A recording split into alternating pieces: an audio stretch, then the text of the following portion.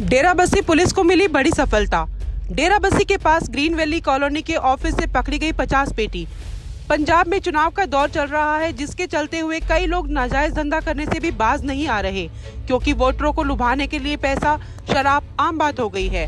जैसे जैसे चुनाव नजदीक आ रहे हैं, लोग वोटरों को लुभाने के लिए कई तरह के लालच देकर उनको अपनी तरफ खींचने की कोशिश करते हैं, जिसके चलते कई जगह पर एक्साइज डिपार्टमेंट, पुलिस प्रशासन छापेमारी कर रहा है और लगातार पंजाब के सभी मुख्य मार्ग और बॉर्डर के ऊपर नाके लगाकर आने जाने वाली गाड़ी की चेकिंग की जा रही है।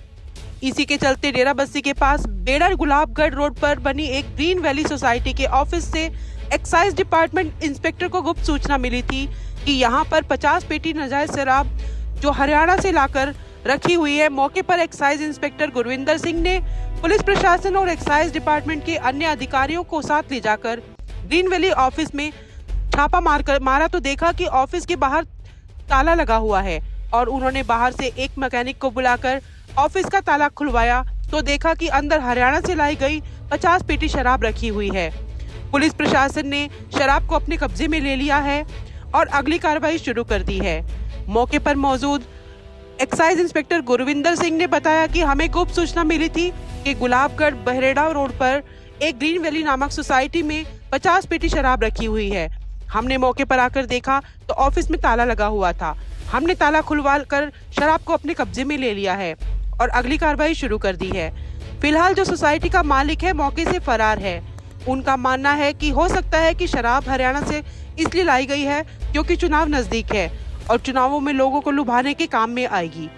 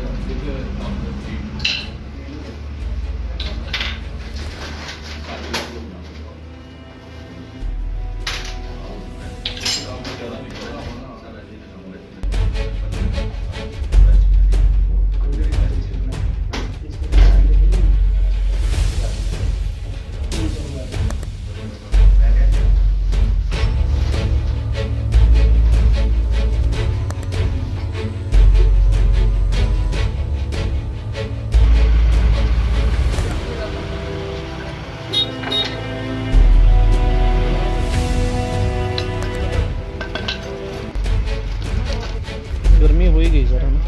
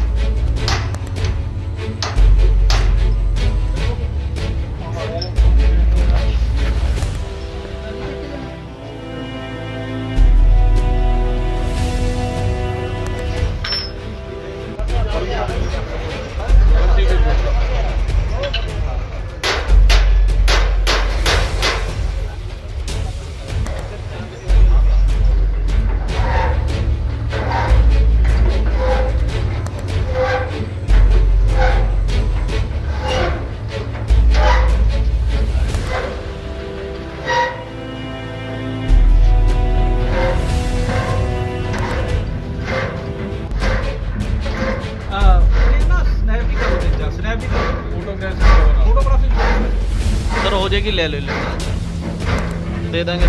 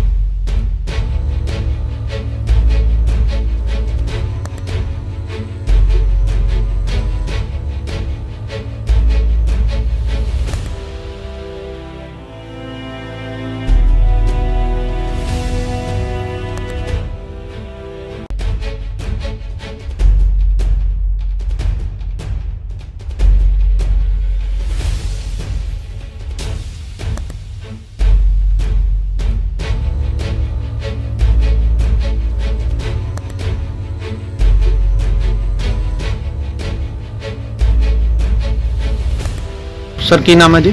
ਹਾਂਜੀ ਮੇਰਾ ਨਾਮ ਕੁਲਵਿੰਦਰ ਸਿੰਘ ਹੈ। ਮੈਂ ਇਸ ਆਪਣੇ ਇਲਾਕੇ ਡੇਰਾਬੱਸੀ ਦਾ ਐਕਸਾਈਜ਼ ਇੰਸਪੈਕਟਰ ਹਾਂ ਜੀ। ਅੱਜ ਜਿਹੜੀ ਇਹ ਸਵੇਰੇ ਸਾਨੂੰ ਇਨਫੋਰਮੇਸ਼ਨ ਮਿਲੀ ਸੀ ਕਿ ਇਸ ਜਗ੍ਹਾ ਤੇ ਕੋਈ ਨਜਾਇਜ਼ ਸ਼ਰਾਬ ਜਿਹੜੀ ਹੈ ਬਾਹਰੋਂ ਲਿਆ ਕੇ ਦੂਸਰੀ ਸਟੇਟ ਤੋਂ ਲਿਆ ਕੇ ਰੱਖੀ ਗਈ ਹੈ ਫਾਰ ਦਾ ਪਰਪਸ ਆਫ ਕਿਹੜੀ ਜਗ੍ਹਾ ਹੈ ਸਰ ਇਹ? ਇਹ ਜੀ ਗੁਲਾਬਗੜ੍ਹ ਬੇੜਾ ਰੋਡ ਔਰ ਇਹ ਇੱਕ ਵੈਲੀ ਜਿਹੜੀ ਹੈ ਗ੍ਰੀਨ ਵੈਲੀ ਦੇ ਨਾਮ ਤੇ ਆਫਿਸ ਕਲੋਨੀ ਹੈ, ਉਹਦਾ ਕੋਈ ਆਫਿਸ ਹੈ, ਉਹਦੇ ਵਿੱਚ ਪਈ ਸੀ।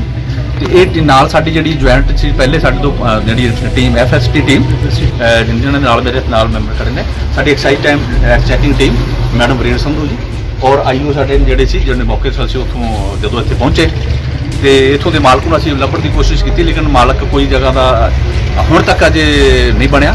ਲੇਕਿਨ ਕਿਉਂਕਿ ਇਹ ਇੱਕ ਇਲੈਕਸ਼ਨ ਕਮਿਸ਼ਨ ਨੂੰ ਦੇ ਹਦਾਇਤਾਂ ਦੇ ਤੌਰ ਤੇ ਮਾਨਯੋਗ ਮੈਡਮ ਐਸਡੀਐਮ ਦੇ ਹੁਕਮਾਂ ਦੇ ਤਹਿਤ ਅਸੀਂ ਇਸ ਤਾਲੇ ਨੂੰ ਜਿਹੜਾ ਮਕੈਨਿਕ ਬੁਲਾ ਕੇ ਇਸ ਨੂੰ ਖੋਲ੍ਹਿਆ ਸਾਰਿਆਂ ਦੀ ਵਿਟਨੈਸ ਦੀ ਮੌਜੂਦਗੀ ਦੇ ਵਿੱਚ।